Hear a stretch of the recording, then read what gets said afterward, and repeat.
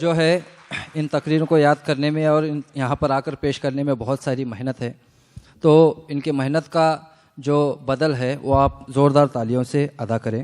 اس کے بعد جو ہے میں اگلا جو کوڈ ہے وہ پکارنے جا رہا ہوں 914 نمبر، کہ وہ یہاں پر تشریف لائے اور اپنی تقریر بیان کرے۔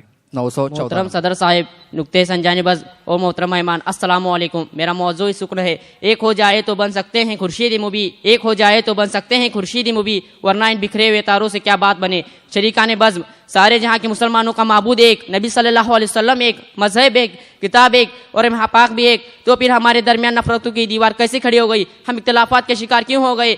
آج ہمارے درمیان نفرت کتنی گہری خلیج کیوں آئے لے؟ کیا ہم ندی کے دو ایسے کنارے ہیں جنہیں ملنا کبھی نصیب نہیں ہوگا؟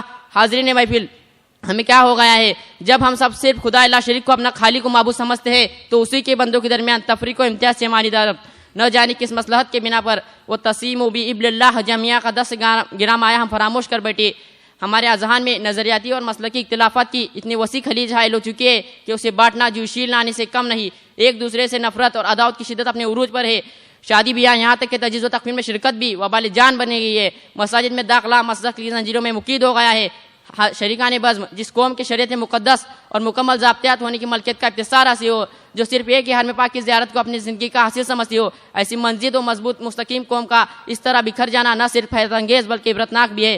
حاضرین محفل، ہم جانتے ہیں ہمارا ماضی بے حد شاندار رہا ہے۔ عہد پارینہ سے وابستہ جو تحریریں ہمیں دستیاب ہوئی ہیں یہ گواہ ہیں۔ طب، قانون، جرائی، علم ریاضی، علم فلکیات میں ہمیں عطیہ طلوع حاصل تھا۔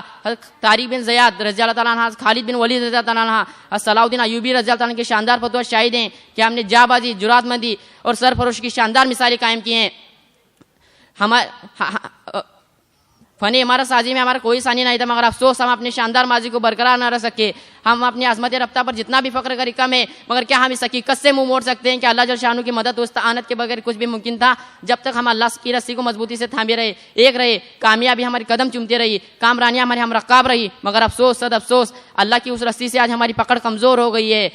چنانچہ کل تک جو قومیں خود انتشار کا شکار تھی وہ آج ہم پر حکمرانی کر رہی ہیں۔ ہمارا دبدبہ جاتا رہا، ہماری شان و شوکت کا سورج گہنا گیا، تیرا بختی ہمارے دروازے پر دستک دینے لگی اور ہم لوگ خدا کے سوا بندوں سے داد رسی کی خواستگار بنتے گئے۔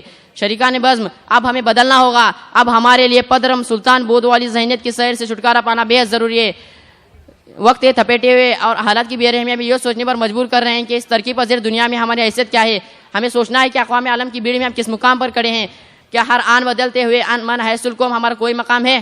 ہم اپنے کردار اور گفتار کی خامیوں اور کوتاہیوں کا محاسبہ بے حد ضروری ہے، کیونکہ فطرت افراد سے اکماس بھی کر لیتی ہے، فطرت افراد سے اکماس بھی کر لیتی ہے، کرتی نہیں ملت کی گناہوں کو معاف۔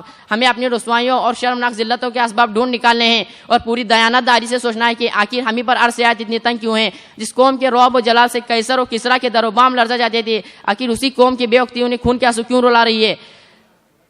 شریکان بزم، جب ہم اپنا محاسبہ کرتے ہیں تو یہ تلخ اور شرمناک حقیقت ہمارے پیش نظر ہوتی ہے کہ ہمارے قلوب پر پسمردگی چھا گئی ہے، ہمارے سینے شریر آباد نہیں، ہمارے ذوق کے قدم ٹی وی کے تابوت میں دفن ہو چکا ہے۔ طارق بن زیاد کا حوصلہ، خالد بن ولید کی شجاعت ہماری بیعملی، بزدلی اور مسلط کشی کے سمندر میں غرق ہو چکی ہے۔ کرتبہ، گرناطہ اور بغداد کے عظیم الشان کتب خانوں کے امین آج اکتساب علم سے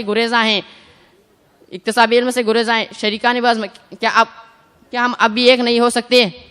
اب کب تک ہم اپنے علاقائی مسائل میں الجھے رہیں گے؟ کیا بابری مسجد کی حصولیابی، مسجد اقصیٰ کا تقدس اور ارض فلسطین کی بازیابیاں ہماری ذمہ داری میں شامل نہیں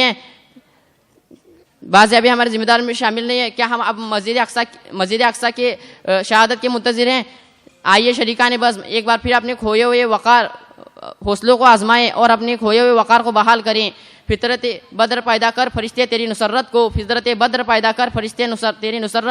اتر سکتے ہیں گردوں سے قطار اندر قطار ابھی۔ نہ سنبھلو گے تو مٹ جاؤ گے دنیا کے مسلمانوں،